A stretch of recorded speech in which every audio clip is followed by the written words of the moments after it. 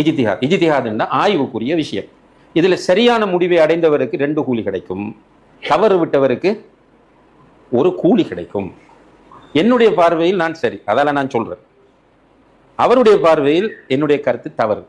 ஆனால் அவர் என்ன புரியணும்? முபாரக் மதனிக்கு 1 கூலி கிடைக்கும். என்னுடைய பார்வையில் அவர் தவறு, ஆனா நான் என்னத்தை புரியணும்? அவருக்கும் 1 கூலி இருக்கு. அப்ப நான் அவரை சும்மா வம்புக்கு இழுக்க மாட்டேன், அவரை டேமேஜ் பண்ண மாட்டேன், அவருக்கு துவா செய்வேன். 2 பேரும் உண்டா தொழுதுட்டு போவோம், ஒரு இஷ்யூவே இல்லை. நிறைய விஷயங்கள்ல இப்படி இருக்கிறோம், அல்ஹம்துலில்லாஹ். இப்போ நம்மளோட மூலைமாறு, இப்போ இங்கே தொலைவார மூலைமாற நீங்கள் தனித்தனியாக எடுத்து சில திடீர்னு முன்கூட்டி அவங்கள சந்திக்க விடாம தனித்தனியாக எடுத்து கேளுங்க. சூரத்துல் ஃபாத்திஹாவை நான் மாமூமாக தொழும்போது ஓதணுமா ஓத தேவையில்லையா? ஒருவர் சொல்லுவார் ஓதணும்னுவார், இன்னும் ஒருவர் ஓத தேவையில்லைன்னு சொல்லுவார். ஷூரா சொல்லுவோம். ஆனால் 2 பேரும் தொழுதுட்டு தான் இருக்கோம், ஒன்றா தான் இருக்கிறோம்.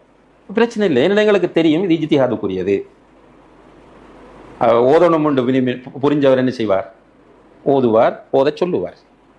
ஓத தேவையில்லைன்னு புரிஞ்சவர் என்ன செய்வார்? அவர் ஓத மாட்டார், கேட்டால் ஓத தேவையில்லைன்னு சொல்லுவார். இதை போய் சண்டை பிடிக்க வேணாம்னு தான் நான் சொல்றேன். மார்க்கம் சொல்லுது அடிபிடிப்படாதுங்க. இதால போய் ஹக்கு பாத்தில் அவர பள்ளிக்கு நான் போக மாட்டேன், இந்த பள்ளிக்கு அவர் வர மாட்டார், இவங்களுக்கு இடையில ஒத்துமை இல்லைன்ற ஒரு கன்செப்டுக்கு வராது.